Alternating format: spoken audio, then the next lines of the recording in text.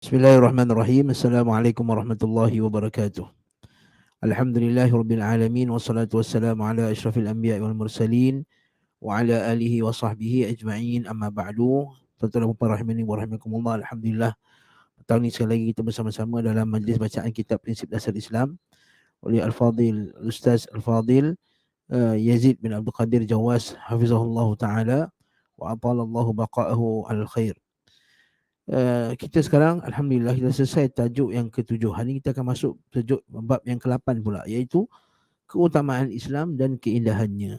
Tajuk ni sangat penting untuk kita tahu sebagai sama ada sebagai seorang Muslim yang telah dilahirkan sebagai seorang Muslim ataupun orang yang baru sahaja menganut Islam, untuk kita mempelajari keindahan Islam. Dan dengan mengenali keindahannya, barulah kita akan menyayanginya, menghargainya serta memberikan keutamaan kepadanya, juga menyebabkan kita rasa nak mempertahankannya dan nak mengajak orang lain juga bersama-sama dengan kita.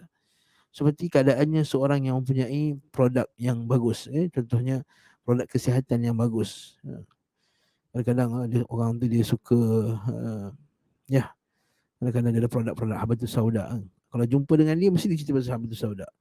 Kalau yang orang yang jual madu pula, dia akan jumpa kita jumpa dengan dia, mesti dia akan cerita pasal madu-madu ni bagus. Sebab dia ada produk yang bagus yang dia nak bagi pada kawannya, pada sahabat-sahabatnya, agar mereka dapat sama-sama manfaat. Jika begitu halnya bagi perkara yang manfaatnya hanyalah terhad pada satu-satu sisi sahaja, dan juga manfaatnya tidaklah berlangsung pada waktu yang lama. Jadi manfaat duniawi manfaat yang pasti akan fana dan akan hilang. Apatah lagi jika manfaat itu ialah manfaat ukhrawiyah, manfaat akhirat yang membawa kebahagiaan yang kekal abadi sampai ilal abad, yang tidak ada penghujungnya. Khalidina fiha abada. Dan bukan sekadar itu, kebaikan itu juga kebaikan itu dia melimpah kepada kehidupan kita di dunia. Bahkan bukan saja kita yang dapat manfaat. Kalau kita makan produk, kita seorang yang dapat manfaat, produk yang berkualiti. Ini manfaatnya melimpah kepada diri, keluarga, anak, masyarakat, seterusnya, seluruh umat, seluruh manusia.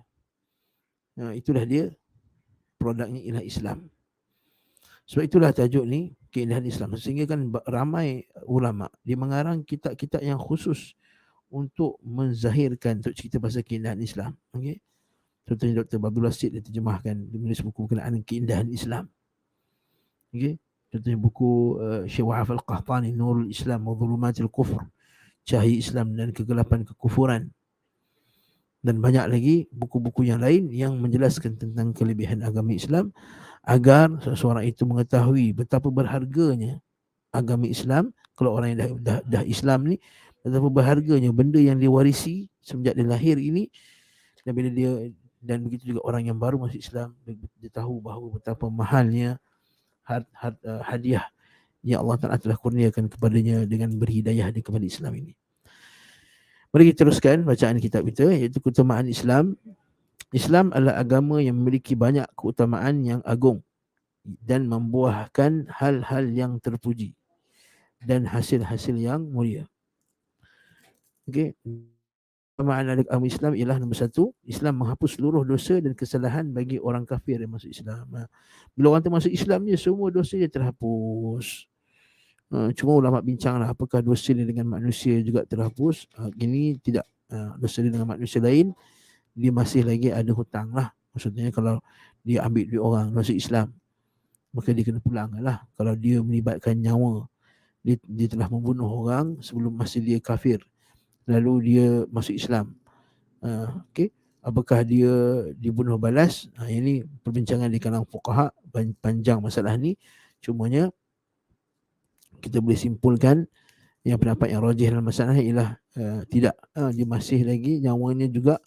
Maksudnya dia boleh dikena hukum qisas, walaupun dia telah taubat, sebab dia melibatkan darah orang lain, melibatkan hak orang lain.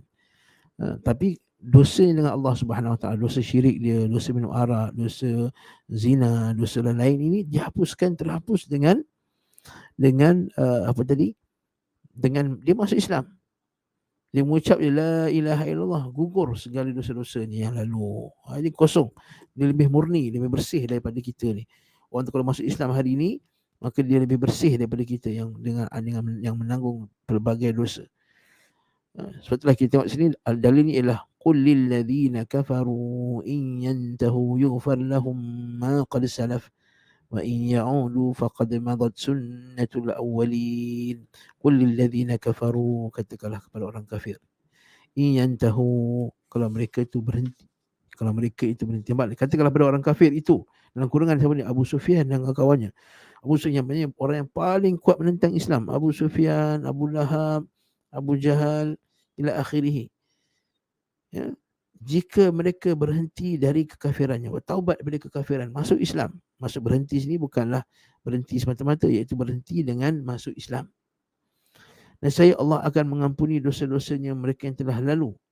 Dan jika mereka kembali memerangi Nabi, sungguh akan berlaku kepada mereka sunnah Allah terhadap orang yang terdahulu, iaitu mereka itu dibinasakan.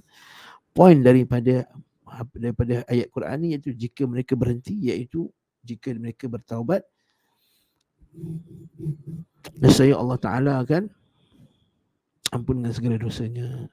Dikuatkan lagi dengan hadis bawah ni, kisah Amru al-As ni. Cantik kisah Amru al-As ni, yang menceritakan kisahnya ketika masuk Islam. Dalam buku ni dia dah pendekkan kisah ni. Sebenarnya kisah dia lebih panjang, tapi tak apa, kita ambil part yang penting saja. Kata falamma ja'alallahu al-islam fi qalbi ataitu an-nabiy sallallahu alaihi wasallam faqultu ubsud yaminaka fala ubayyuka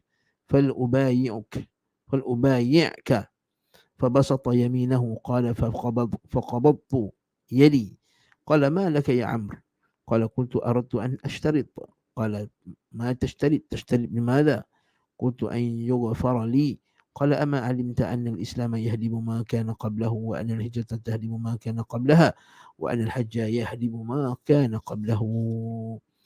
Ketika Allah menjadikan Islam dalam hatiku, masa ni dia tengah cerita pasal fasa-fasa kehidupan dia. Cerita dia semasa tu, kalau kita baca hadis yang asal, ketika itu Amru al-As ni dia sedang sakit, dia sedang gering, sakit dan nak wafat lah, sakit tua lah. Mereka dia sakit tua ni, dia berbaring dan dia menghadapkan wajahnya ke arah dinding sambil menangis. Ketika itu anaknya Abdullah bin Amr datang. Kata, ya wahai ayahku, kenapa kamu menangis wahai ayahku? Bukankah kamu telah melakukan sekian-sekian, kamu telah berjuang sekian-sekian untuk Islam ini? Maksudnya kata, kenapa kamu menangis? Bukan kamu ni dah berjuang dalam Islam, masih lagi menangis? Maka Amru al-As kata, dalam kehidupanku aku telah melalui 3 fasa kehidupan dia. Fasa yang pertama, aku adalah orang yang paling membenci Rasulullah sallallahu alaihi wasallam. Aku tak boleh tengok muka Nabi Muhammad SAW. Aku nak bunuh dia. Manusia yang paling aku benci ketika itulah Muhammad SAW. Dan jika aku mati ketika itu, pasti aku akan masuk neraka. Pasti aku masuk neraka. Pasti, confirm masuk neraka. Nampak? Kemudian Allah Ta'ala telah mencampakkan cahaya keimanan ke dalam hatiku. Bila aku masuk Islam. Dan bila aku masuk Islam, berubah. Manusia yang paling aku sayang ialah Rasulullah SAW. Aku sangat mencintainya, sangat menghormatinya, sehingga kan kalau kamu menyuruh aku mensifatkan wajah Rasulullah SAW, aku tak boleh nak sifatkan. Sebab apa? Sebab aku tak pernah pandang wajah Nabi secara direct. Kerana apa? Kerana sayangnya aku kat dia, hormatnya aku tak pandang wajah dia. Sebab apa? Sebab terlampau respect. Nak pandang direct tu malu dengan Nabi SAW. Okey. Dan masa aku nak masuk Islam tu, kat sini ada. Walamma ja'alallahu al-Islam fi qalbi, bila aku nak masuk Islam tu, aku datang jumpa Nabi SAW.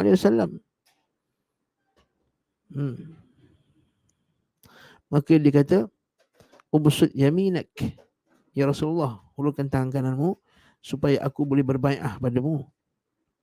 Fabasata yaminahu, Maka Nabi pun dia hulurkan tangan lah. Tapi masa Nabi hulurkan tangan, dia pula tarik balik tangannya. Faqabadtu yadayya, dia tarik balik tangannya. Jadi Nabi kata, malaki ya Amr. Apa hal ni? Wahai Amr, tadi dia minta hulur tangan, sekarang minta aku dah hulurkan tangan, kau tarik pula.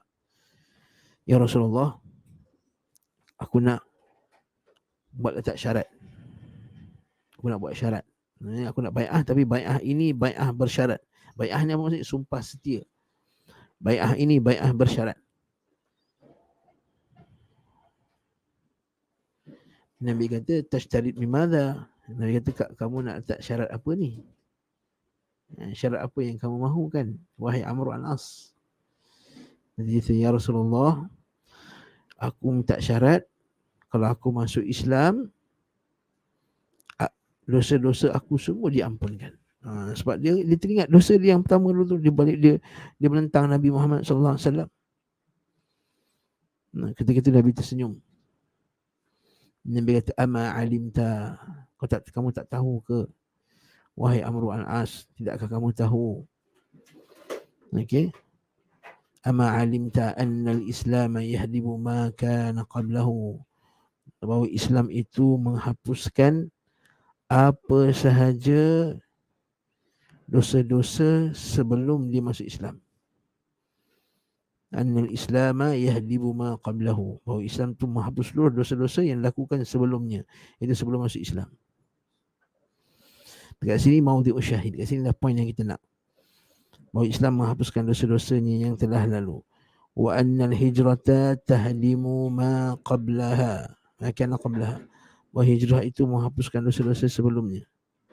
Wa annal hajja yahdibu ma kana qablah, dan haji itu juga menghapuskan dosa-dosa yang sebelumnya. Nah, jadi poin dia apa? Iaitu Islam menghapuskan dosa. Masuk di Islam, dosa-dosa yang lalu semua terhapus. Yahdibu ma qablahu. Jadi poin daripada kisah ni, poin ialah Islam menghapuskan dosa-dosa yang lalu. Bahkan bukan sekadar menghapuskan dosa, tuan-tuan dan puan-puan, segala kebaikan dia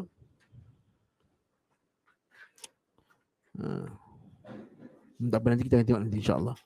Bahkan kalau kat sini, bahkan kejahatan-kejahatan tu pula ditukar jadi baik pula. Bahkan kejahatan-kejahatannya masa dia kafir tu, dia berubah jadi baik. Sebab dia dah taubat. Dan bila taubat ni, Allah Subhanahu Wa Taala akan ulaika yubaddilullahu sayyi'atihim hasanat. Allah Taala dalam Quran, Allah Taala akan ubah kejahatan-kejahatan mereka jadi yang baik. Tuan-tuan pernah dengar tak hadis dalam Sahih Muslim, kisah macam mana di akhirat kelak Allah Subhanahu Wa Taala akan bentangkan segala amal buruk. Maka ketika itu ada seorang lelaki ni, bila dibentangkan amal buruknya, maka dia pun rasa pasrah. Habislah aku masuk neraka dah, memang confirm masuk neraka, tunjuk segala amal buruk dia. Tiba-tiba Allah Subhanahu Wa Taala tukarkan segala amal buruknya itu jadi kebaikan, jadi pahala pula. Lalu terkejut. Dia kata, kenapa ya Allah? Kenapa? Dia kata, kerana kamu telah bertaubat daripada dosa-dosamu. Kamu telah bertaubat daripada dosa-dosamu. Allah Taala ubah. Ketika itu dia kata apa? Ya Allah, ada lagi banyak lagi dosa-dosa aku yang dulu yang kau tidak tunjukkan pada hari ini. Ketika itu dia nak pula dosa dia sebut boleh dosa-dosa yang belum lagi diubah menjadi satu kebaikan. Ini barakallahu fikum, ini adalah antara kelebihan Islam yang tak ada pada agama lain. Bahkan sebaliknya, agama Yahudi dengan Nasrani bila masuk Islam, bila masuk saja agama mereka terpaksa menanggung dosa Nabi Isa, dosa Nabi Adam alaihissalam. Macam kisah Salman Al-Farisi, pernah dengar tak kisah Salman Al-Farisi? Ketika dia nak masuk Islam, ketika dia mencari-cari agama daripada agama Majusi, dia nak masuk agama mula-mula Yahudi. Bila nak masuk agama Yahudi, maka orang tu kata, kau boleh masuk agama Yahudi, tapi kamu kena, bila kamu masuk agama ini, kamu menanggung dosa. Kan ada konsep original sin tu. Konsep original sin tu. Maka kata Salman Al-Farisi, kata, aku masuk agama Allah Ta'ala ni agar aku diampunkan. Mengapa pula aku masuk agama ni aku kena tanggung dosa pula? Patutnya lagi diampunkan adalah. Nah, Kan? Dia terpaksa menanggung dosa. Ketika itulah dia punya Tok Guru dia tu kata, nah aku tunjukkan kepada satu lagi orang yang lebih baik, iaitu seorang Tok Guru agama Kristian. Sama juga, bila masuk agama Kristian, dia offer benda yang sama. Kalau masuk agama Kristian ini, kamu terpaksa menanggung dosa. Itu ada konsep original sin tu. Itu setiap orang menanggung dosa Nabi Adam. Sehinggalah dia percaya kepada Jesus, maka Jesus akan menghapuskan dosa-dosanya. Maka ketika itu, kata aku tak nak masuk agama yang aku terpaksa tanggung dosa orang lain. Ketika itulah barulah orang Nasrani itu tunjukkan kepada kamu cari lelaki yang nama dia Muhammad dekat Madinah. Belakangnya ada tanda kenabian. Itu yang Salman Al-Farisi pun datang. Salman Al-Farisi datang sebagai pekerja di ladang lah masa tu. Dia kerja di ladang. Kalau dia dengar kehadiran Nabi Muhammad SAW, dia pun pergi cari Nabi Muhammad SAW. Dia pergi cari, kemudian dia cara trik dia pergi bagi hadiah. Dia bagi hadiah. Sebab apa? Sebab Tok Guru dia tadi tu, yang Kristian tu, mula-mula dia kata kalau dia ni menerima hadiah, maka dia Nabi.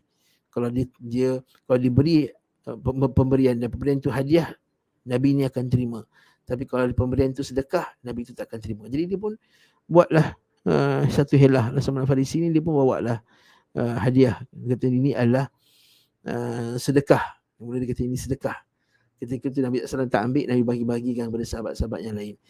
Kerana kali kedua pula dia kata ini adalah hadiah. Ketika itu Nabi ambil dan Nabi makan daripada pohon pokok buah kurma tu tadi.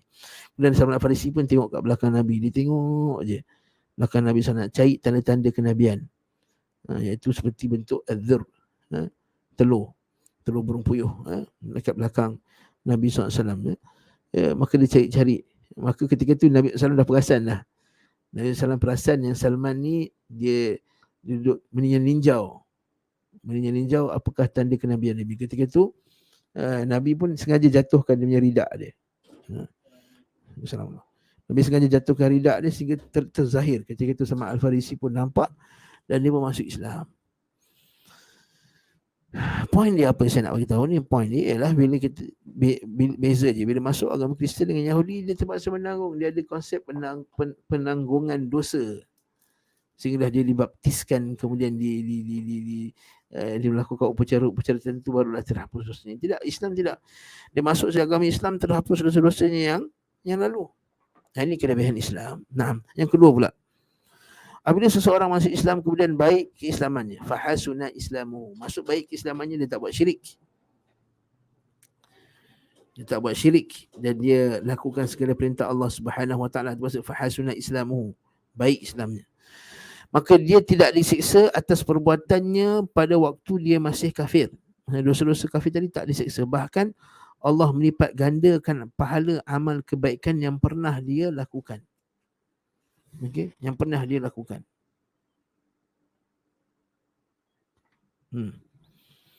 Dengan syarat dia elok Islamnya. Hadis bawah ni, Nabi kata, an Abi Hurairah radhiyallahu anhu qala Rasulullah sallallahu alaihi wasallam, idza ahsana ahadukum islamahu fa kullu hasanatin ya'maluha tuktabu bi 10 amsalha. Nampak tak? Maksudnya semua kebaikan yang dia buat masa kafir dulu, dilipat kali ganda pula. Tadi dosa dah terhapus, satu. Yang kedua, kejahatan-kejahatan tukar jadi pahala. Kau punya banyak benda jahat dia buat tu, tukar jadi pahala. Yang ketiga, amal baik dia, amal soleh, dia katakanlah dia dulu Kristian, kemudian dia buat amal soleh, dia berzikir, dia baca kitab Injil contohnya, digandakan 10 kali ganda. Tuktab bi 10 amsalha ila 700 dhifin. Kan?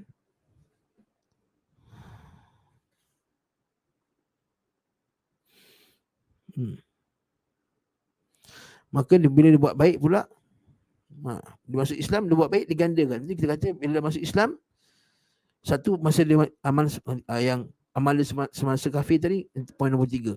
Jadi bila masuk di Islam, setiap amalannya akan dilipat kali gandakan 10 kali ganda, macam orang lain juga. Macam orang lain lah, macam orang Islam lain. 10 kali lain maksudnya dahlah dosa masuk Islam, dosa terhapus. Yang kedua, dosa-dosa lama ubah jadi pahala sebab dia taubat. Yang ketiga, bila dah masuk Islam, dia amal soleh ganda 10 kali sehingga ke 700 kali ganda. Yang keempat, kesalahan dosa yang dia buat lepas dah masuk Islam, satu je dosa. Masuk pula seterusnya. Yang ketiga, Islam tetap menghimpunkan amal kebaikan yang pernah dilakukan seseorang baik ketika masih kafir maupun ketika masuk Islam. Yang kelima, amal baik dia masa dia kafir tu transfer pula ke akaun Islam dia. Allahu Akbar. Jadi ada orang kata, Ustaz, kalau orang tu dia baru masuk Islam, akaun dia kosong lah Ustaz kan? Tak kosong akaun dia. Akaun dia positif. Akaun dia lebih, tak ada negatif. Bukan defisit. Apa dalilnya hadis ni? An Hakim bin Hizam radhiyallahu anhu qala qultu ya Rasulullah ara'aita asya'a kuntu atahannathu biha fil jahiliyah min sadaqatin aw ataqatin aw silatu rahimin fahal fiha min ajr faqala Nabi sallallahu alaihi wasallam aslamta ala ma aslafta min khairin. Hadis ni sangat bagus untuk kita hafal. Aslamta ala ma aslafta min khairin. Aslamta ala ma salafa ataupun ala ma aslafta min khairin. Apa maksud dia? Dari Hakim bin Hizam radhiyallahu anhu berkata, wahai Rasulullah, kabarkanlah kepadaku tentang perbuatan-perbuatan baik yang aku lakukan semasa jahiliah. Kuntu atahannas maksudnya aku beribadah dengannya. Sebab masa tu kan mereka masih lagi ada fikrah, mereka masih lagi iman kepada Allah. Tapi masa tu bersama beriman kepada Allah ada kesyirikan, betul tak? Jadi orang jahiliah dulu pergi tawaf, pergi sa'i, bebaskan hamba. Macam orang kafir ni sekarang, dia lakukan amal soleh, melakukan amal baik. Pergi sedekah, tolong bantu gelandangan, berdoa. Saya pernah jumpa satu orang Kristian, dia masuk Islam, perempuan. Datang ke Yayasan Taklim dulu. Dia cerita macam mana perjalanan dia masuk Islam. Dia kata, dahulu Ustaz, saya seorang Kristian yang sangat warak, sangat kuat ibadah. Sangat kuat ibadah. Saya punya, sebab apa? Sebab pakcik dia padri. Pakcik dia ni lah yang didik dia dengan baca kitab apa semua. Kata, Ustaz, masa saya bukan Islam, masa tu saya tak mencuri, tak menipu, taat perintah Allah Subhanahu, taat perintah Tuhan, dia kata. Tuhan. Kerja saya pagi-pagi saya akan baca kitab, subuh-subuh lagi saya akan bangun salat doa. Bukan tahajud lah, dia akan berdoa. Saya akan baca Bible subuh-subuh, macam Qiyamul Lail. Betul sekali Allah Ta'ala sebut dalam surah Al-Ma'idah ni. Kan? Allah Ta'ala kata, wa min ahlil kitabi ummatun qa'imatun ana al-lail. Di antara ahli kitab itu ada satu kelompok manusia yang qa'imatun ana al-lail. Mereka tu bangun malam. Qiyamul Lail. Masya Allah. Tapi kisah dia tu menarik. Nanti kita buat satu kuliah khas lah berkenaan dengan kisah dia. Tapi lepas dia masuk Islam, dia kahwin dengan satu ustaz menipunya. Ustaz tak guna. Ustaz tu dera dia sampai dia dah hampir-hampir nak murtad balik. Allah Ustaz. Kisah yang nanti ustaz tu semayang pun tak nak, semayang jemaah pun tidak, apa semua, buat dosa apa semua, ngepek apa semua. Akhirnya dia hampir-hampir nak murtad tu, yang datang tu. Kemudian dia cerai. Kemudian dia kahwin dengan sahabat saya. Masa tu dia pun minta nasihat sebab dia dapat gangguan-gangguan tertentu. Atau mungkin gangguan daripada bekas suami ke, wallahu alam, saya tak nak suuzon lah. Tapi poin dia adalah masa dia bukan Islam tu, dia kuat ibadat. Dan saya di jiran depan rumah saya, seorang pakcik yang sangat baik, agama Kristian. Dia tengok atas rumah saya tu ada macam daun tumbuh atas bumbung pokok. Dia kata, dia kata, mau pinjam saya punya tangga. Rumah saya tak ada tangga panjang, dia rumah dia tangga panjang. Nanti boleh cabut. Dia kata, oh ya Uncle, saya pun tak perasan lah ada atas tu. Saya pun tengok, oh ada rupanya. Tak apa, Uncle kasih sewa 1 sen 1 hari. 1 sen 1 hari. Dia bergurau. Allahu Akbar. Moga-moga saya doakan, dan kita semua yang dengar ni doakan pakcik tu masuk Islam. Ya Allah, Tuhanku, kurniakanlah Islam pada pakcik tersebut. Masukkanlah hidayah padanya. Sebab adik dia jadi pendakwah. Ni cerita dia pendakwah yang terkenal di Sarawak. Saya tak nak sebut nama dia lah. Okay? Jadi adik ni daripada seorang padri, bersama belajar kat Germany, masuk Islam sekarang. dan jadi pendakwah pula. Tapi dia kata, kat saya kata susah nak dakwah abang ni sebab abang ni kuat iman dia kepada Kristian tu kuat. Tapi dia kata dia usaha dan dia masih lagi berdoa. Poin saya apa dia? Poin saya nak cerita bahawa, patah balik cerita tadi, bahawa mereka ni baik, kuat ibadat. Kalau dia masuk Islam, apa jadi pada ibadat dia yang lama tu? Nabi kata, aslamta ala ma aslafta min khair.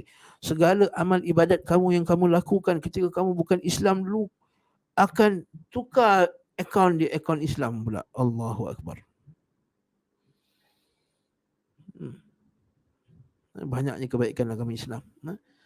Jadi ini yang ketujuh, kan? Okey, kalau kita ulang sekali. Yang pertama tadi apa dia? Dosa terhapus. Yang kedua, dosa-dosa tadi berubah jadi amal soleh. Yang ketiga, bila masuk Islam, setiap amal soleh dia ganda 10 sampai 700. Yang keempat, dosa hanyalah satu. Dosa hanyalah satu. Yang kelima, kelima, segala, bukan ketujuh, yang kelima, segala amal-amal dia yang masa kafir tadi akan ditransfer ke akaun Islam, akan diislamkan. Itu Nabi kata aslamta, kamu telah mengislamkan segala kebaikan. Alamat aslafta minhu, segala kebaikan kamu dulu pun kamu dah islamkan. Walaupun masa dia buat tu syirik. Nampak tak? Tapi lepas tu dia masih Islam, dapat kebaikannya. Masya Allah. Jadi ini kelebihan. Yang keempat, Islam sebagai sebab terhindarnya seseorang daripada siksa neraka. Sebab dia terhindarnya itu terhindar secara mutlak. Maksudnya awal-awal lagi tak masuk neraka dah. Ataupun terhindar daripada kekal dalam neraka. Ataupun terhindar daripada kekal dalam neraka. Dia terhindar daripada siksa neraka, dia terhindar daripada siksaan yang kekal. Jadi dua jenis terhindar kat sini. Sama ada dia terhindar daripada siksaan yang mutlak. Maksudnya tak langsung, tak ada siksa langsung. Yang ni kalau dia masuk Islam, kemudian dia elok Islamnya, tak buat maksiat, tak buat syirik, tak buat pembatalan-pembatalan Islam, insya-Allah. Tapi kalau dia masuk Islam kemudian dia ada buat dosa-dosa, maka pasti juga akan terhindar dari neraka, tapi mungkin dia akan diazab dulu. Tapi pastinya yang terakhir sekali dia tidak akan diazab oleh Allah. Tidak akan diazab secara kekal. Ini kelebihan Islam. Orang Islam tak akan diazab kekal dalam neraka. Dengan syarat tidak mensyirikkan Allah Subhanahu Wa Taala. Kat sini kita tengok harga tauhid yang amat besar dan bahaya syirik yang sangat membinasakan. Mari kita tengok hadisnya. An Anas radhiyallahu anhu qala kana ghulamun yahudiyyun yakhdhumu an-nabiyya sallallahu alaihi wasallam famarida fa'atahu an-nabiy sallallahu alaihi wasallam ya'uduhu faqa'ada inda ra'sihi faqala lahu aslim wa nadhara ila abihi wa huwa 'indahu faqala lahu ati' ya Abul Qasim sallallahu alaihi wasallam فأسلم فخرج النبي صلى الله عليه وسلم وهو يقول الحمد لله الذي أنقذه من النار. Dari Anas bin Malik radhiyallahu anhu, beliau berkata ada seorang anak Yahudi yang selalu membantu Nabi Muhammad SAW, yakhdumu, jadi khadam. Ini dalil bahawa kita boleh pakai khadam, petugas-petugas yang bukan Islam, dengan syarat kita tidak terfitnah dengan kekafirannya. Satu. Yang kedua, dia tidak bekerja di sektor-sektor yang kita kata yang sensitif, yang padanya ada rahsia-rahsia umat Islam, seperti sekretari contohnya. Seperti sekretari dan sebagainya. Jadi adanya khadam tak masalah. Kita kata kalau kita ada bantu, kita ada pekerja, driver bukan Islam, dengan syarat dia tak ada, ataupun kita ada pembersih. Masa madrasah kami, Madrasah Baitur Rahman, ada pembersih seorang wanita Hindu. Tapi dengan syarat tidak terfitnah, nombor satu. Dia pun perempuan Hindu ni bagus. Bila dia, mungkin sebab dia bekerja tukang cuci kan, panas kan, dia pun memang dah, dia punya baju, dia punya pakaian tu dah tutup kepala kan. Orang yang sapu jalan kan, dia letak kain tutup muka sebab panas kan, pakai topi. Jadi tak ada nampak dia buka aurat. Jangan pula kita ambil guru bukan Islam dan datang dengan skirt pendek masuk mengajar dengan kita, anak-anak kita, tak jadilah. Ni kan ada setengah-setengah sekolah dia ambil guru bukan Islam. Guru bukan Islam tu pakai dengan buka auratnya, dengan pakaian yang tak senonohnya dan datang. Ya, wajib kan dia pakai tudung, tak masalah. Walaupun dia bukan Islam. Nah. Apa salahnya? Ada salah, ada masalah ke? Tak ada. Kita kata ini pakaian resmi sekolah. Sebagaimana sebahagian syarikat penerbangan yang menghalang pekerja-pekerjanya daripada memakai hijab. Kononnya tak boleh pakai hijab. Tak bersih contohnya. Ingat syarikat-syarikat hospital, saya pernah dengar, saya dikhabarkan ada sebahagian hospital, kononnya nak kebersihan, tak kasih nurse-nurse pakai tudung. Kata apa benda ni? Apa kena mengena pula hospital kerajaan ada yang pakai tudung? Ni tak boleh dia kata. Okey.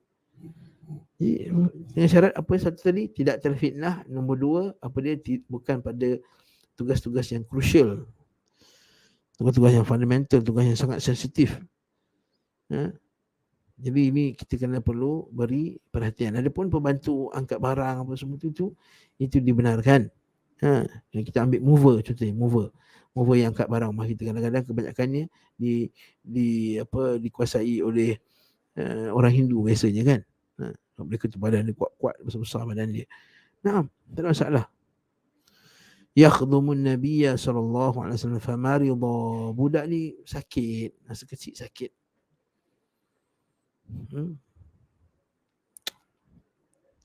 Fa'atahu an-nabiy sallallahu alaihi wasallam, an-nabiy sallallahu alaihi wasallam ya'uduhu, Nabi datang jumpa dia, berziarahi dia. Siapa dalil bahawa boleh ziarah orang kafir yang sakit. Apatah lagi kalau tujuan ziarahnya ialah untuk menyampaikan dakwah. Apatah lagi kalau ziarahnya tujuannya untuk menyampaikan dakwah. Maksudnya Nabi SAW gunakan segala peluang yang ada, walaupun pada waktu terakhir, waktu akhir hayat dia, untuk sampaikan Islam juga. Betul, faqa'ada inda ra'sihi, dia duduk dekat kepalanya. Betul, sunnah bila ziarah orang sakit duduk kat kepala. Faqala lahu aslim, masuk Islam. Kalau orang komen kata kenapalah Nabi suruh masuk Islam pula time tu. Pertama orang ketikkan, dia kata budak lagi pun nak hasut masuk Islam ke? Ini zaman sekarang, geng-geng liberal. Geng-geng liberal ni dia kata nak dakwah, nak doktrin anak-anak budak-budak muda Islam. Kita tidak ada masalah. Tuan pergi kat England, anak buah saya dulu, mak ayah dia kerja kat England sebagai pegawai kerajaan, di sekolah government school England punya. Kena pergi gereja, semua wajib pergi gereja walaupun dia tak nyanyi. Kena pergi gereja, tuan-tuan. Tak ada pula hak asasi manusia dekat England kata tadi memaksa anak-anak orang Islam pergi dengar lagu-lagu gereja. Dekat Malaysia, bila kita suruh orang Islam sekali dengan Al-Quran apa semua, maka kata ini untuk apa, mendakwah, ini untuk mendoktrinisasi apa semua. Terpelik, kenapa orang Islam lembik betul kat Malaysia. Minta maaf saya sebutlah. Maksudnya subjek pendidikan Islam tu wajib atas semua orang rakyat Malaysia ni, yang kafir maupun Islam,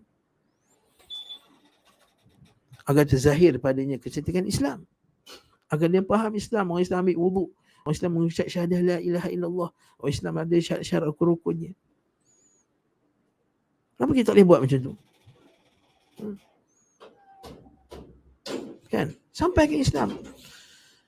Sampai ada pelajar dekat negara England, kalau sekolah kerajaan, hatta dia bukan Kristian sekalipun, dia kena ambil Bible study, dia kena duduk dalam tu, kena duduk belajar Bible.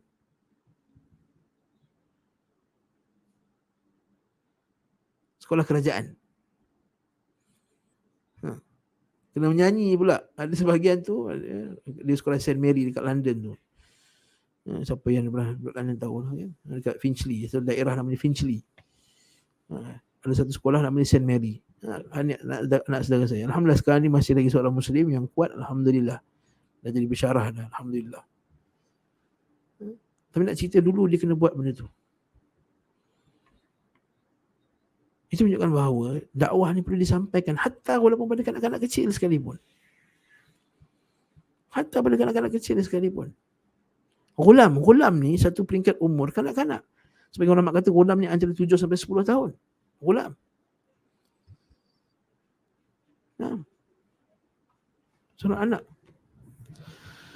Faqala lahu, Nabi kata kat dia, Nabi duduk kat kepalanya, Nabi usap, Nabi kata faqala lahu aslim, masuklah Islam. Aslim, masuklah Islam. Mudah tak cerita Nabi aslim? Tak perlu nak kena kita nak pening-pening kepala, nak cerita pasal perbandingan agama apa semua ni. Iaitu ialah tambahan untuk kita. Tapi kalau kita nak dakwah Islam dengan apa mesej yang ada pada Islam pun dah cukup sebenarnya. Aslim, masuklah Islam. Gunalah peluang untuk naik teksi. Cakaplah, uncle, masuklah Islam uncle. Nanti dia akan tanya, kenapa masuk Islam? Saya tak nak masuk Islam lah, nanti masuk Islam tak boleh makan babi. Kita pun ceritalah. Dia cakap baik-baik lah, jangan marah-marah. Naik teksi, kita naik Grab ke Islam. Kata, you nama apa? John agama apa John? John tak nak masuk Islam ke John? Tak nak masuk Islam lah, orang Islam kat Malaysia ni teruk lah. Dia jangan tengok Islam kat Malaysia, dia kata. Tengok mesej Islam. Ila akhirnya lah. Ini saya kata tu. Aslim. Bukanlah semestinya nak ajak orang masuk Islam dia kena belajar kos perbandingan agama untuk pendakwah. Itu bagus. Tetapi itu bukan syarat nak dakwah kepada non-Muslim. Cuma pastikan minat dakwah, mesti dakwah dengan ilmu lah. Kan bila kita sembang dengan dia twist kita balik, kita tak boleh nak jawab. Itu perlukan ilmu untuk kita nak ajak. Aslim. Fanadhara ila abihi. Maka dia memandanglah ke ayah dia. Pandang ke ayah dia. Ayah dia kat sini. Ayah dia pula bagus. Yahudi bagusnya. Ayah dia kata, Ati' Abul Qasim. Kamu ikutlah Abul Qasim. Abul Qasim ni kunyahnya Nabi SAW. Maka dia adalah kunyah yang valid untuk Nabi SAW. Dan para sahabat juga pernah menyebut Abul Qasim. Jadi tidak benar dakwaan yang mengatakan Abul Qasim ini ialah panggilan Yahudi kepada Nabi SAW. Tidak sahih. Kerana dia adalah memang kunyahnya Nabi Abul Qasim. Qasim, anak Nabi SAW yang anak lelaki yang pertama yang meninggal, yang sekecil. Jadi Ati' Abul Qasim. Kamu ta'alah Abul Qasim iaitu Nabi Muhammad SAW. Nah, Qasim. Jadi Qasim ni nama hebat. Qasim ni nama hebat. Jangan ingat Qasim ni nama ya Qasim. Kita panggil Qasim. Qasim ni kan Qasim. Nabi kata, Anal Qasim wallahu huwal mu'ti. Akulah Al-Qasim dan Allah lah yang mu'ti, pemberi sebenarnya. Aku hanya pembahagi yang baginya, yang memberinya ialah Allah Subhanahu Wa Taala. Fa aslama, budak tu masuk Islam. Ini dalil bahawa sebenarnya mungkin ayah tu sebenarnya dia dah suka kat Islam. Dia faham agama Islam, kebenaran Islam. Tapi dia sendiri tak boleh masuk Islam lagi. Mungkin kekangan-kekangan keluarga, tekanan-tekanan daripada kabilah dia atau seumpama dengannya, maka dia sendiri tak boleh masuk Islam. Tapi bila anak masuk Islam, masuklah. Rasanya ada satu faedah yang sangat besar, tuan-tuan rahmatullah, faedah besar, sangat besar. Faedah apa faedah dia? Iaitu kadang-kadang kita ni janganlah kritik lebih sangatlah. Kalau kita tengok ada mak yang tak pakai tudung, contohnya tak hijab, tapi dia hantar anak dia pergi tahfiz, sekolah agama, belikan anak dia tudung labuh, bahkan belikan anak niqab pula tu. Kita pernah tengok satu pemandangan macam tu. Anak mak dia Allah seksi, dia datang kedai baju. Satu kedai baju di Gombak yang terkenal. Baju kedai tu dia jual baju-baju. Ialah budak-budak sekolah, baju-baju jubah. Saya pun anak saya anak lara 3 orang. Saya ada anak perempuan 3 orang. Di tempat selalu pergilah. Ya, anak perempuan ni kejap-kejap nak jubah lah, nak purdah lah, nak apa, kita pun pergilah. Nampak satu pemandangan di mana seorang wanita ni pakai seksi lah. Kan, tempat masih sebut pakai seksi lah, pakai pakaian yang menjolok mata lah. Dia datang, dia nak belikan baju kurung, tudung, niqab untuk anak dia. Dia datang seorang. Bila datang tu, dia pun cari-cari lah, dia cari. Lepas tu dia tengok anak perempuan saya yang paling tua, Asma. Dia kata, anak saya besar macam ni lah. Dia kata. Dia pun cari baju diukur pada anak saya. Masya Allah. Saya kata kat Asmat, pergi tolong cik tu. Dia pula cik baju untuk anak dia. Asmat kata, dah pula tolong pula kan. Dia kata pergi. Tolong dia carikan. Masa tu kita bersembang lah, anak dapat sekolah agama, anak dia dapat sekolah tahfiz. Anak dapat sekolah tahfiz, tuan-tuan. Masya Allah. Dan ceritalah dulu saya cari sekolah tahfiz kat sini tak dapat, saya cari tahfiz kat sini tak dapat. Sekarang alhamdulillah dapat dah diterima sekolah tahfiz ni. Tu nak pergi besok lusa dia nak pergi dah, sekarang ni baru nak beli baju apa semua, nak pakai purdah apa semua. Bersungguh-sungguh dia mencarinya. Allahu Akbar. Jadi pandangan tersebut buat saya terfikir. Yang menjawab kata, nampak kita kata ada je ibu bapa tu dia sebenarnya tahu kebenaran. Dia nak kebenaran tersebut. Tapi mungkin dia sendiri tu dia tak mampu lagi nak buat. Kita jangan terus nak hantam dia. Ya, kita dia salah, betul, dia salah. Kita kena nasihat dia. Kita kena bagi satu motivasi pada dia untuk dia mentaati perintah Allah Taala dan beri ancaman padanya. Tapi keadaan dia yang nakkan kebaikan untuk anaknya tadi tu sama macam kisah ni. Ati Abul Qasim, taatlah Abul Qasim wahai anakku. Waktu kita kata moga-moga dengan anak dia tadi jadi baik, mak ayah dia pun sekali jadi baik lah, insya-Allah. Kita doakan sebegitulah, tuan-tuan Allah. Kan kita pernah tengok ramai lah kan, ada artis yang dulu seksi ya, yang masya-Allah yang ya dia punya career yang penuh dengan maksiat apa semua. Namun bila dia hantar anak dia sekolah agama yang baik, ya, aura tu kita kata, aura Al-Quran dan Sunnah tu, ya, ayah dia pun makin lama berubah sikit. Mula-mula nyanyi lagu mepek-epek, bila dah okey dah tak nyanyi lagu mepek, lagu yang okey-okey je dulu. Tak sembahyang, sekarang solat. Yalah, mungkin ada masih lagi menyanyi lagi, tapi dia nampak ada progress tu ya. Semoga-moga lah Allah SWT terus beri hidayah kepada mereka dengan melalui anak-anak mereka ini. Jadi anak pun mengaji. Kalau tempat pun sunnah pula, anak tu mengaji sunnah betul-betul, amalkan sunnah, dia tengok ada perubahan yang baik pada anaknya. Maka dengan ni kita kata semoga ibunya pun berubahlah, sama macam kisah Yahudi ni. Kita tak tahu sama ada Yahudi dia masuk Islam ke tak lepas tu, lepas nak masuk Islam. Tapi tak ada rekod dalam hadis ataupun seumpama dengannya. Maka kita haraplah ayah ni pun masuk Islam juga. Ati Abul Qasim, ta'atlah Abul Qasim. Fa aslama, budak pun dia masuk Islam. Dia masuk di Islam, Nabi kata alhamdulillahilladzi anqadhahu minan nar. Segala puji bagi Allah yang telah selamatkan dia dari neraka. Allahu Akbar. Betul-betul Allah, dakwah tauhid, dakwah yang paling besar. Saya ingat lagi ya, guru kami Syekh Aiman Yusof Ad-Daqqaq. Jadi kita ajak tauhid. Pada dalam kubur nanti yang selamatkan kita ialah agama Islam dan tauhid ni. Ada setengah orang menghabiskan masanya dalam politik, menghabiskan jiwa dia dengan ialah perkara yang tak sepatutnya, perkara yang lebih penting daripada itu. Nah, sebab tu Nabi SAW bila dakwah, Nabi kata, ya Bani Abdul Muttalib, anqidhu anfusakum. Nampak? Hampir sama ayat ni. Wahai Bani Abdul Muttalib, selamatkanlah diri kamu. Maksudnya dengan masuk Islam. Fa inni la ughni ankum minallahi syai'a. Sebenarnya aku tak mampu nak bantu kamu sikit pun tak boleh.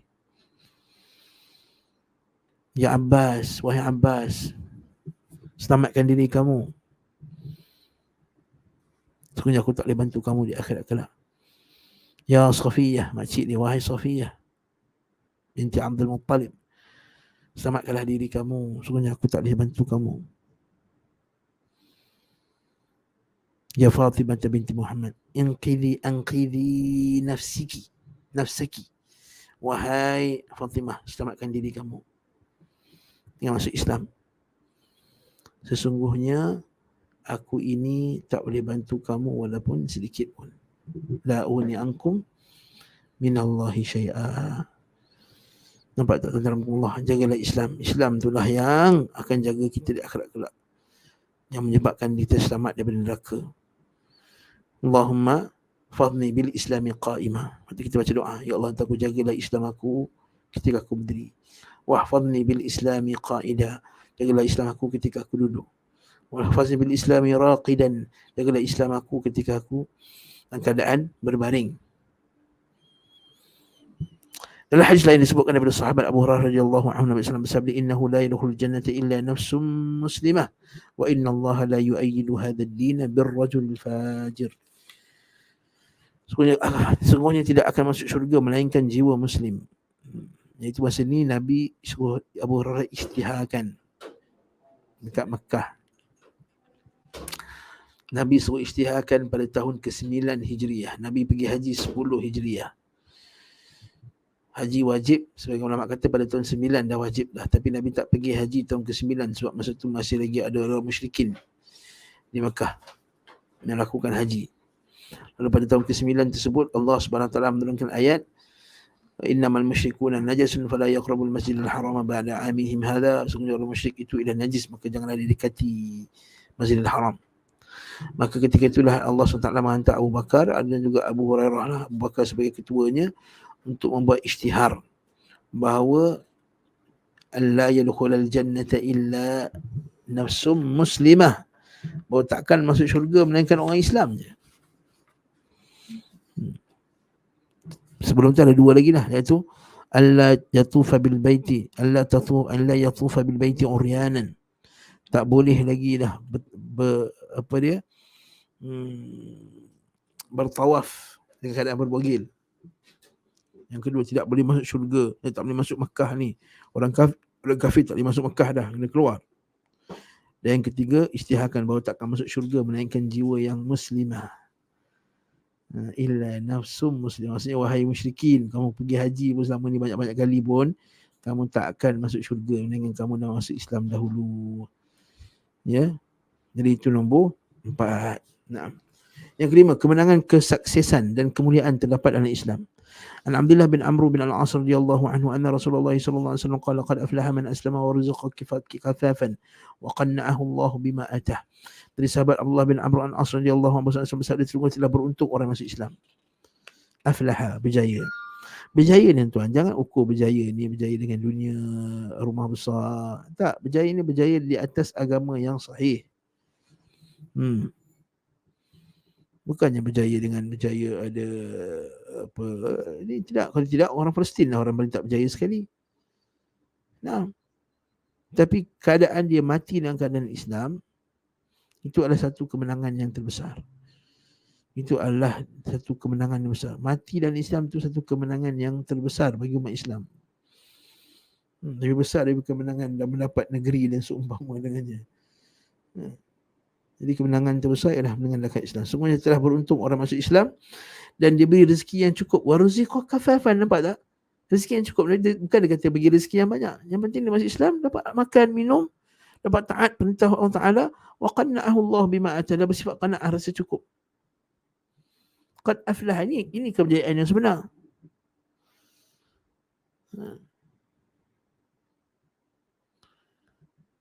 Yang sebenarnya adalah pada ketaatan kepada perintah Allah dan Rasulnya sallallahu alaihi wasallam, mengikut manhaj salaf. Itu kejayaan yang terbesar. Jadi kita nak ukur kejayaan anak kita, ya betul, kita nak anak kita 10A, SPM 9A, 10A, masuk universiti, dapat CGPA 4.0, yes, kemudian dapat markah tertinggi Universiti Oxford, Cambridge, macam-macam kan, Harvard, kan, universiti yang hebat, kan. So itu betul, bagus, masya-Allah. Kita tak salah, itu betul nak supaya anak tu berjaya pelajaran. Tapi kena ingat, kejayaan anak tu yang sebenar adalah bila dia kenal Islam, dia amalkan Islam, kemudian dia mati dalam keadaan Islam. Itu kejayaan yang sebenar. Maka perhatikanlah wahai bapa sekalian, bila kata itu kejayaan sebenar, maka bagaimana prioriti kita dalam membesarkan anak-anak kita dalam masalah ni. Saya tak nak pertikaikan cara tuan-tuan membesarkan anak. Saya pun anak saya masih lagi baru 13 tahun yang paling tua. Saya tak nak judge cara tuan-tuan. Tapi Ingatlah prioriti utamanya agar dia mengenal agama ni, mengenal Rasulnya, mengenal Tuhannya, Rabbnya dengan cara yang dikehendaki oleh Allah Subhanahu wa Ta'ala. Itulah kejayaan yang sebenar, itulah kemuliaan yang sebenar. Umar Al-Khattab radhiyallahu anhu berkata, kami adalah satu kaum, nahnu qaumun a'azzanallahu bil Islam. Kami satu kaum yang Allah Ta'ala muliakan dengan Islam, maka tidak ada kemuliaan dengan cara selain Islam. Maka siapa yang cari kemuliaan dengan cara selain Islam, maka Allah Ta'ala akan hinakan dia. Allahu Akbar. Waktu kita kadang-kadang sayang pelajar anak-anak Melayu kita Islam, bijak, pandai, dihantar belajar dekat England, Australia, Perancis, Jerman, tapi baliknya dibawa sekali pemikiran-pemikiran yang bertentangan dengan Islam.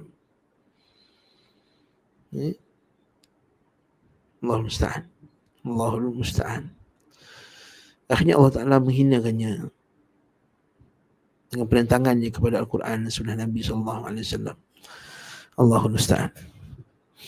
Yang keenam, kita cepat-cepat ni, banyak ni. Kebaikan keseluruhan terdapat dalam Islam. Tidak ada kebaikan baik di kalangan orang Arab maupun Arab ni kalangan Islam. Maksudnya semua benda yang baik yang ada pada agama-agama lain semua ada dalam Islam. Ini satu benda yang kita kena faham masalah. Tidak ada benda yang baik pada agama lain, mereka ada pada Islam. Sebut dia apa? Agama Shinto, kebersihan. Agama Islam lebih bersih daripada itu. Cuma orang Islam ni tak amalkan. Betul, nampak teruk. Kan? Menghormati orang lain. Agama Islam lebih menghormati. Dekat Jepun, kita tengok orang Jepun, kalau naik kereta api tu dia tak buka pun, dia takkan telefon cakap kuat-kuat. Dia akan cakap pelan-pelan. Kalau bunyi telefon pun dia, orang akan pandang dia. Hormat orang lain. Dan Islam lebih daripada itu lagi. Islam lebih daripada itu. Nabi kata dalam hadis sahih, kan? Wal jari dzil qurba wal jaril junbi was sahibil jamb. Tak boleh menyakiti jiran yang sebelah. Jiran was sahibil jamb itu sebelah kita. Maksudnya kalau kita duduk dalam bas, yang duduk sebelah kita itu wasahibi bil jamb. Wasahibi bil jamb.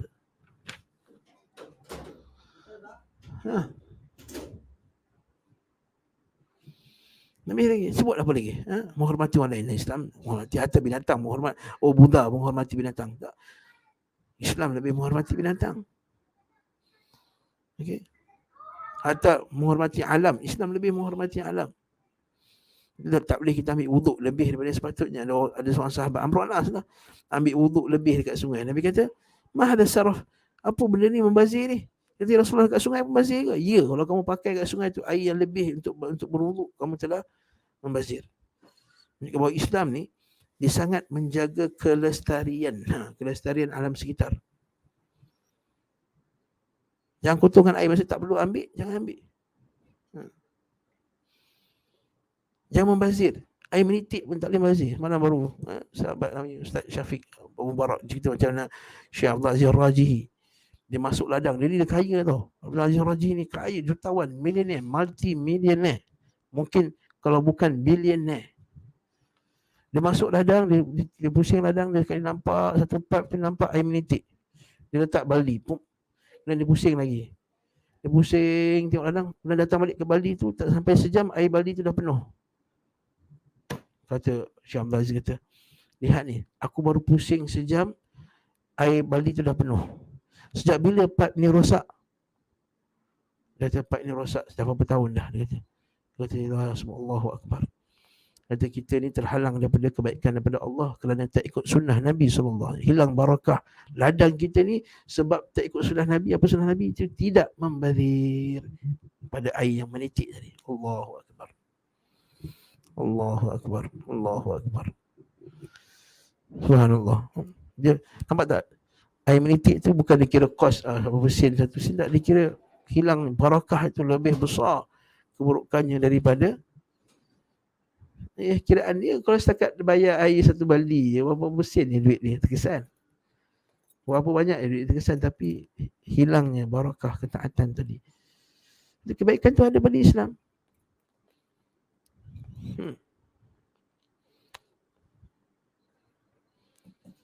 Sebab itulah bila Umar Al-Khattab nak cari kebaikan daripada kitab-kitab yang lain, Nabi marah. Umar Al-Khattab nak baca kitab Taurat, nak ambilkan kebaikan dalam tu. Nabi kata, kitab apa kat tangan kamu tu? Ini kitab Taurat. Moga-moga ada benda-benda yang baik boleh aku ambil daripadanya. Maka Nabi kata, amutahwikuna anta li min al-Khattab, adakah kamu ragu-ragu wahai Ibn al-Khattab yang Islam ni bawa semua kebaikan? Allah Ta'ala dalam Quran, ma farratna fil kitabi min syai', kami tak tinggalkan sesuatu pun daripada Al-Quran ini, daripada kebaikan. Ma min syai'in yudkhilukal jannah, tidak ada satu perkara pun yang masukkan kamu ke dalam syurga, kata Nabi sallallahu alaihi wasallam, illa alamtukum iyyah, melainkan aku dah ajarkan kamu semua perkara berkaitan dengan perkara tersebut. Dan tidak ada satu pun perkara yang yuqarribukum ila an-nari illa hadzartukum anhu, dan tidak ada satu benda pun yang mendekatkan kamu kepada neraka melainkan aku dah bagi peringatan tentangnya pada kamu. Tiba-tiba kita cari cara ini, cara itu, cara pandang kanan, pandang utara, pandang barat, pandang timur, pandang selatan untuk nak betulkan rakyat kita. Tidak. Cukup dengan Al-Quran dan Sunnah Nabi SAW. Hadis Nabi SAW kata, ayyuma ahli baitin min al-arabi wal-ajami aradallahu bihim khaira adkhala alaihim al-islam thumma taqa'ul fitanu ka'annaha dhulal. Setiap penghuni rumah, baik daripada orang Arab atau bukan Arab, non-Arab, itu ajam, jika Allah mengendaki kepada mereka kebaikan, maka Allah berikan hidayah kepadanya untuk masuk Islam. Allahu Akbar.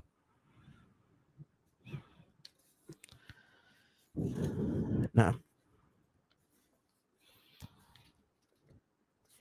ketujuh, yang terakhir lah, Islam membuahkan berbagai macam kebaikan dan keberkatan dunia dan akhirat. Itu dengan Islam terhasilnya berbagai kebaikan. Itulah kalau ada orang Islam kat tempat tu, ikut sunnah pula. Islam ni mesti Islam yang sunnah lah. Islam bid'ah tak bawa kebaikan. Islam bid'ah bawa, orang Muslim yang buat bid'ah bawa kerosakan lagi ada. Islam sini ialah Islam sunnah salafi. Keberkatan, kebaikan kat tempat tu. Tengok pusat dakwah non-Muslim yang terbesar kat Selangor. Kat mana? Al-Khadim, Muslim, Sunni, Salafi. Contohnya.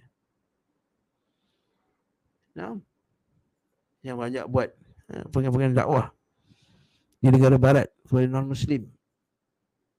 Banyak organisasi Muslim.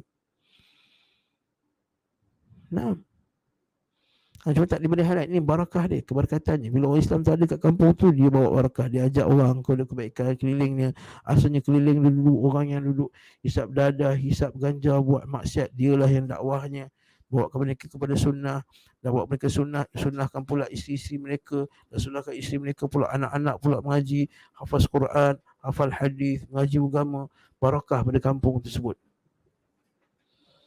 Waja'alani mubarakan aynama kuntu wa usani bisalati wa zakah, kata Isa. Diberikan jadi aku di barakah ni di mana saja aku berada, mubarakan. Rasulullah SAW bersabda, inna Allah la yadlimu mu'minan hasanatan yu'ta biha fid dunya wa yujza biha fil akhirah, wa amma al-kafiru fa yuf'amu bi hasanatin ma 'amila biha lillahi fid dunya hatta idza aqda Allah afdallah ila al-akhirah lam yakul lahu hasanatun yujza biha. Sungguh Allah tidak menzalimi satu kebaikan daripada seorang mukmin. Diberi dengannya di dunia dan dibalas dengannya di akhirat.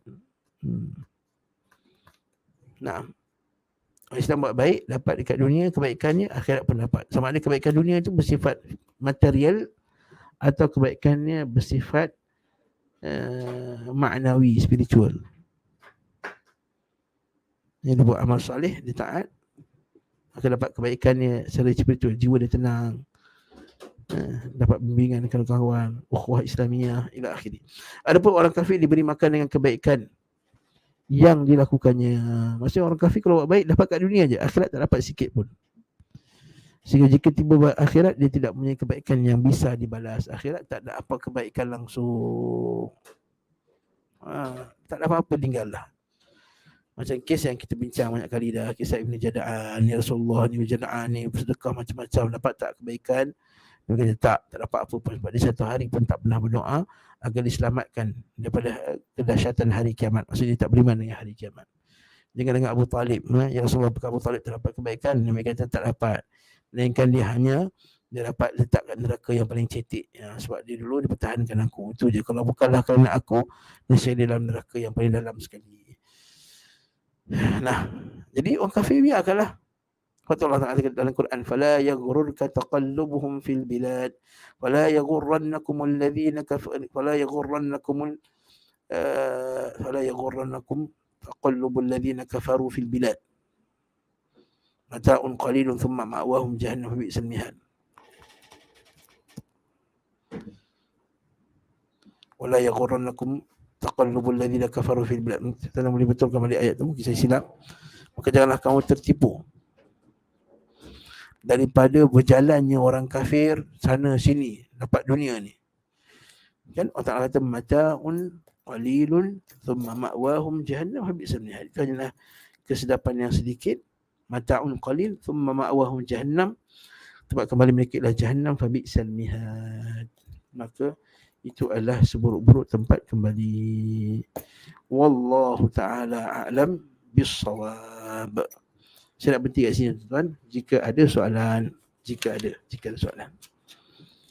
Admin.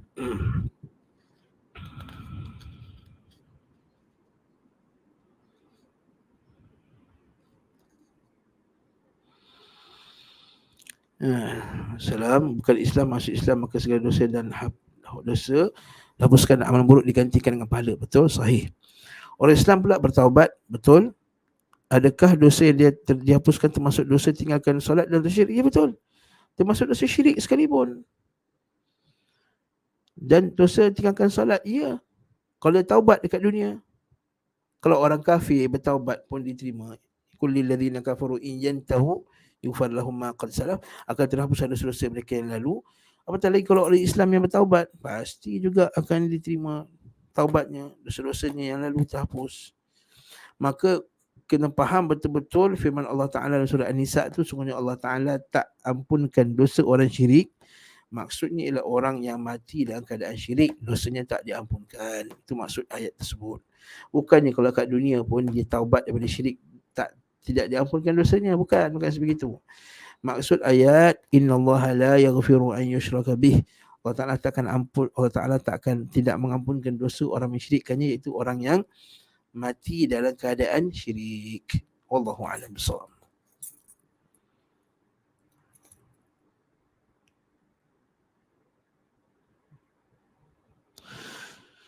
Betul tak syarat taubat adalah mesti diikuti dengan memperbaiki diri dengan belajar dan mengamalkan Al-Quran dengan sunnah? Betul. Illal ladzina tabu min ba'di dzalika wa aslahu, kata Allah dalam Al-Quran. Dan orang yang bertaubat selepas ni kemudian dia wa aslahu, dia memperbaiki diri dia. Naam. Dia kena taubat dan dia kena baiki. Sahih. Naam. Khususnya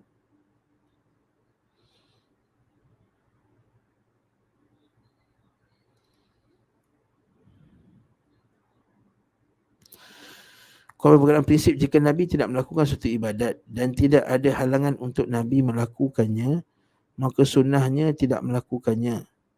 So tidak melakukan. Sahih, betul. Benda yang Nabi tak buat, sedangkan ada hajat untuk buat. Ada hajat. Maksudnya seolah macam perlu buat. Nabi, okey, benda tu Nabi tak buat, sedangkan macam perlu buat. Macam perlu dan tidak ada halangan untuk Nabi buat, maka tak buat itu sunnah. Contoh tahlil, Nabi tak buat. Ada hajat tak nak buat? Yang hajat ni ialah menyampaikan pahala, katakanlah menyampaikan pahala, tapi Nabi tak buat. Dan ada halangan tak zaman Nabi untuk buat tahlil? Tak ada halangan. Mana ada halangan untuk Nabi buat tahlil? Tapi Nabi buat tak? Nabi tak buat. Maka tak buat, makanya itulah sunnah. Tak buat itulah sunnah. Tapi kalau Nabi tak buat kerana ada penghalang, okay, contohnya Nabi tak buat sekolah. Nabi tak buat sekolah kebangsaan, ada tak Nabi buat? Nabi buat kitab lahu, kitab akidah. Ada tak Nabi buat kitab akidah, kitab lahu? Ada sebab apa? Sebab ada penghalang, betul tak? Penghalang ialah masa tu ialah umat Islam belum lagi semuanya menulis. Satu. Agama mereka tu hanyalah menghafal. Yang kedua, masa tu Al-Quran sedang turun, masa belum lagi uslub Al-Quran dengan hadis masih lagi belum cekap lagi untuk bezakan. Kemudian baru Nabi izinkan untuk hadis, apatah lagi yang lain-lain. Ada penghalang tak? Ada penghalang. Yang ketiga, ialah pen. Apa semua belum lagi masa tu zaman, belum lagi buku ni, belum lagi dia satu benda yang common. Hanya satu dua orang dia yang menulis. Sebab tu Nabi latih anak-anak Madinah dengan menulis. Maka dengan itu, barakallahu fikum, bila Nabi SAW wafat, kemudian dibukukan Al-Quran atau dibukukan hadis-hadis dalam bentuk yang lebih sistematik. Adakah dia bid'ah? Tak bid'ah. Pakai iPad, lagilah Nabi tak buat. Ada penghalang tak? Ini sebab tak tercipta lagi iPad zaman tu. Maka tak boleh kata pakai bid'ah. Pakai kipas, sama kaedah dia. Jadi kaedah ni kaedah yang benar. Syekhul Islam ni, Ibn Taymiyah sebut kaedah ni, dan guru-guru kita berbanyak sebut kaedah ni. Wallahu a'lam bissawab.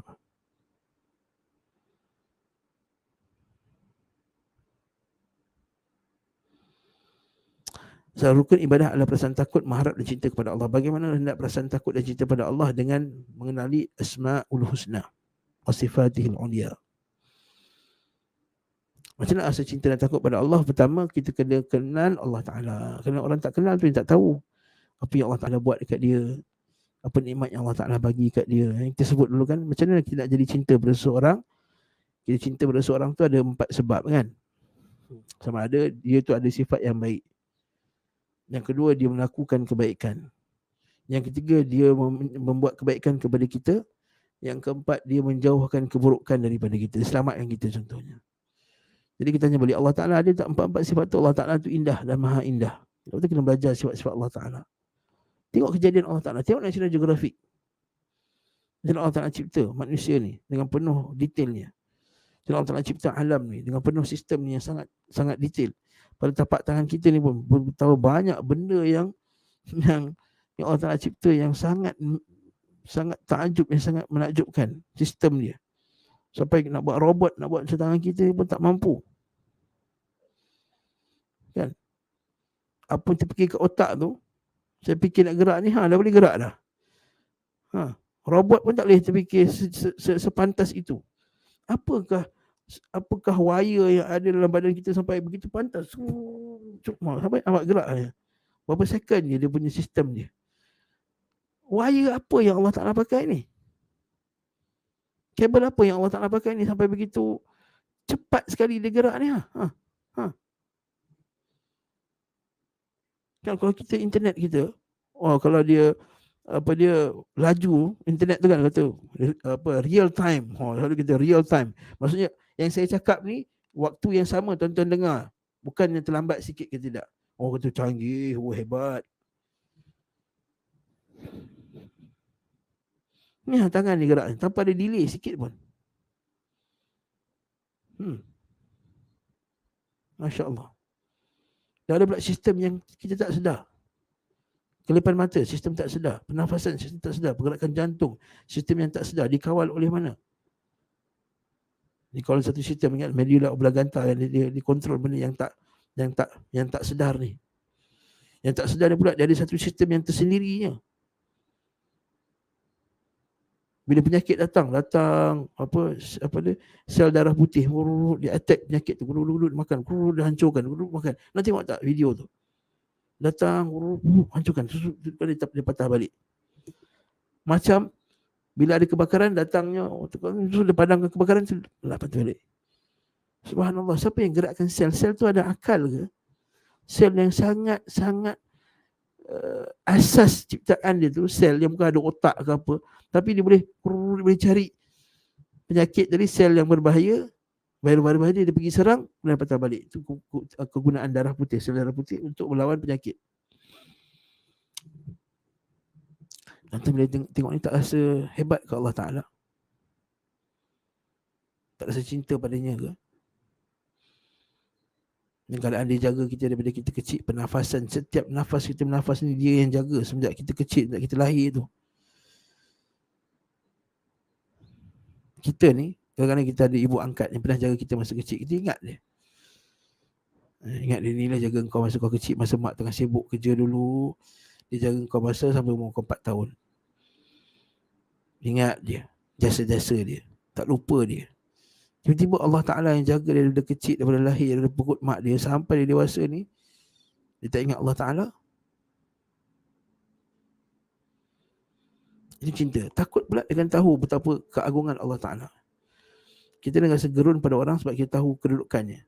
Katakanlah jumpa satu pakcik, cakap-cakap dengan dia, tak kenal dia, ini pakcik, apa khabar pakcik? Rupanya kita tahu, dia itu adalah ketua polis negara. Maksudnya dah berubah dah kita pun.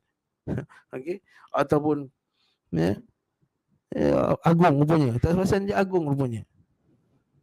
Macam pernah saya tengok video tu. Saya tengok video tu, comel budak tu, jual durian. Durian sekali datang Tuanku Aminah kan. Itu kita punya agung, isteri kepada agung kita sekarang. Masa tu dia belum agung lagi. Dia beli durian. Ya kak, nak durian apa kak? Yang Maisuri Agung ni pula bagus. Dia tawaduk orang ni. Saya suka dia.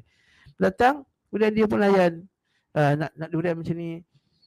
Sekali orang beritahu dia tu sebenarnya pemalsu agung. Esok tu dia punya malunya, dia takut, dia segerun dia berubah dah ayat dia. Sampai orang suri kata tak perlulah macam ni. Dia rasa takut dan gerun. Sebab dia kenal tak? Sebab dia kenal juga dengan Allah Subhanahu Wa Taala. Betul lah kata Imam Ibn Qayyim rahimahullah, siapa yang tak tahu Asmaul Husna, tak belajar Asmaul Husna, takkan dapat beribadah kepada Allah dengan sebenar-benar peribadatan. Wallahu taala alam bissawab. Dan banyak lagi lah, ini bukan makamnya. Banyak lagi poin yang kita boleh cerita pasal bagaimana hendak menimbulkan perasaan takut dan cinta pada Allah Taala. InsyaAllah pada kuliah-kuliah yang lain bi'idznillah taala. Ya, zaman ini sangat mencabar untuk dia anak yang disebut taufik tidak tercari satu pencik lagi gadget dan masa terikan kepada muzik ini. Apa nasihat Ustaz? Saya pun nak susah nasihat. Anak saya sendiri pun lebih kurang macam ni juga. Kita mengaruh dengan gadget ni. Cuma ialah kita kuranglah gadget tu. Nasihat saya ialah kita kawal dan kita kurangkan gadget tu. Kalau dalam seminggu tu bagilah sejam 2 je cukup. Biasakan dia dengan Quran, dengan sunnah. Biasa dia mengulang gaji Quran dengan cara yang betul, tahfiz yang betul, cara belajar hafal Quran yang betul. Saya nampak dia menimbulkan keseronokan anak-anak. Nak tahu anak tu seronok ke tidak? Kalau dia bawa balik Quran kat balik rumah, dia masih lagi nak cerita pasal Quran. Ayah hari ni dapat mumtaz murajaah. Ayah hari ni kakak dapat tambah ayat 5 ayat. Ayah hari ni Ain dapat baca Iqra 3 muka surat. Balik ni nak baca lagi 2. Maksudnya alhamdulillah kita galakkan dia. Tapi mesti tahfiz yang betul, guru yang betul, komitmen yang terbaik. Kadang-kadang tahfiz ni dia cincai-cincai. Tak mahu saya sebut. Ada tahfiz ni cincai. Guru tak dipantau, anak murid tak dipantau. Tambah ayat ke tak tambah ayat. Disiplin ke tak disiplin. Yang penting baca je lah. Kan? Dan memang ni cabaran kita lah, fitnah kita pada zaman ni, dalam muzik dan juga medsos ni lah. Saya pun tak boleh nak cakap tuan-tuan, sebab saya pun tak tahu anak saya macam mana nanti. Cuma apa yang kita perlu buat, iaitu kita kurangkan pendedahannya kepada benda-benda tersebut dan dedahkannya dengan benda yang lagi hebat bagi dia. Apa ni bila dia belajar pasal sunnah tu, kata bestnya sunnah ni, buat apa nak pergi tengok TikTok yang pekik-pekik ni, Instagram ni. Sunnah lagi bagus, Quran lagi hebat. Itu yang perjuangan kita sekarang, nak memasukkan keagungan Quran dan sunnah dalam hati anak-anak, sehingga kan lepas ni dia tidak merasa terhibur melainkan dengan Quran dan sunnah. Itu kita nak, cabaran kita terbesar tu. Dan mesti dah cabaran dimulakan dengan mak ayah dulu. Kalau mak ayah belum lagi rasa terhibur dengan Quran dengan sunnah, perlukan muzik, perlukan tengok handphone, perlukan tengok Instagram, perlukan tengok ni untuk ayah dia rasa tenang dan relax. Kadang-kadang ayah ni cari alasan, kenapa pakai iPhone? Lah, dah penat kerja, apa salahnya kita tengok Instagram, tengok Facebook. Dah kerja je siang tengok filem. Maksudnya kita tidak mendapat kerehatan dengan Quran sunnah Nabi SAW. Kita dapat kerehatan dengan lain. Jadi anak-anak tu akan tirulah. Saya pun tak boleh cakap, kadang-kadang kita pun terjebak juga. Tapi itulah kita punya cara sehingga kan anak-anak tu dia rasa relax, seronok dengan Qurannya. Jadi ini benda yang sangat mencabar lah zaman ni. Kita menentang arus yang besar. Lepas tu Nabi kata, satakunu fitnah kaqita'il lailil muzlim. Akan berlakunya fitnah seperti potongan malam yang gelap, susah nak keluar. Jadi kita pun berada dalam zaman tersebut, maka banyaklah doa pada Allah Ta'ala, banyak qiyamul lail, masukkanlah ilmu-ilmu yang sahih pada anak-anak. Itu je lah penapis. Kita nak bagi kat dia satu filter dalam diri dia sendiri. Kan kita nak pantau 24 jam nak tengok dia buka handphone, tak jadi tuan-tuan. Okey, kita kena masukkan filter tu. Dan filter ni masuk kena doktrin betul-betul. Dia tak boleh masuk setengah jam seminggu. Hari Ahad pukul 2 sampai 2.30 kelas agama, setengah jam seminggu. Sedangkan berjam-jam yang lain dia dengan TikToknya, dengan Instagram. Tak, terbalikkan. Ahli sunnah, hadis, fiqh, adab, tafsir, hafaz Quran. Biar betul-betul macam tu. 6 tahun, 7 tahun, 8 tahun, 9 tahun, 10 tahun. Bagi bi'ah yang baik, suasana yang baik. Baik bi'ah qiyamul lail, bi'ah solat jemaah, bi'ah kawan-kawan yang cakap yang baik. Bid'ah sunnah, bi'ah, bukan bid'ah, bi'ah, suasana sunnah, salafi. InsyaAllah. Sebab apa? Sebab manusia ini dia 3 elemen: hati, pendidikan, suasana, keluarga. Ini dia punya elemen-elemen dia. Keluarga penting, sekolah penting, syllabus penting, kawan-kawan penting, suasana penting. Ini semua bantu dalam kebesaran dia untuk besar dalam sunnah. Tak boleh mak apak nak ni sekolah bid'ah. Tak jadi. Mak apak dia tanam sunnah, masuk pergi sekolah, budak tak pakai hijab, pakai baju seksi, pakai baju kurung putih. Putih orang ni, berpeluh dia nampak apa dalam, tak mahu saya sebut. Sekolah-sekolah biasa ni. Nak pula sekolah-sekolah yang ramai bukan Islam ni. Budak amuk macam ni, budak-budak sekarang pula dah canggih. Kan, dah pandai berhias. Ingat boleh ke anak kita dikeliling, dia tengok perempuan tak berhijab, nampak ni buah dada, terdedah apa semua tak ditutup dengan hijab yang bagus, pakai seluar, check shoot ketat-ketat, nampak keliling. Lagi nak harapkan anak kita berbesar atas sunnah? Na'udzubillah. Na'udzubillah. Kita rasa risau, takut betul bab ni. Kita pun tak berani nak cakap, tuan-tuan. Bi'ah suasana, kawan-kawan dia, pastikan suasana tu suasana perempuan yang bagus, munaqabah, pakai niqab kelilingnya, lelakinya tutup aurat, pakai pakaian yang cantik, bersih, elok, tak ada ikhtilaf. Jadi bukan sekadar satu faktor je gadget, tak. Banyak lagi faktor-faktor luaran yang lain yang saya sebutkan tadi. Moga-moga Allah Ta'ala bagi kita kekuatan untuk membina sekolah-sekolah sunnah, untuk mendidik, untuk Allah Ta'ala bagi kita kekuatan untuk jadi mak ayah yang sunnah, dan seterusnya keluarga sunnah, bi'ah yang sunnah. Wallahu a'lam bishawab. Barakallahu fikum wa jazakumullahu khairan. Wa sallallahu ala Allahumma alimna ma yanfa'una wanfa'na bima 'allamtana warzuqna ilman. Allahumma jabbilna al-fitan ma dhahara minha wa ma batan. Allahumma manfa'na bima 'allamtana wanfa'na bima 'allamtana. Allahumma alimna ma yanfa'una wanfa'na bima 'allamtana warzuqna ilman yanfa'una birahmatika ya arhamar rahimin. Wa sallallahu ala Muhammad wa ala alihi wa sahbihi wa sallam tasliman katsira. Walhamdulillahirabbil alamin. Assalamualaikum warahmatullahi wabarakatuh.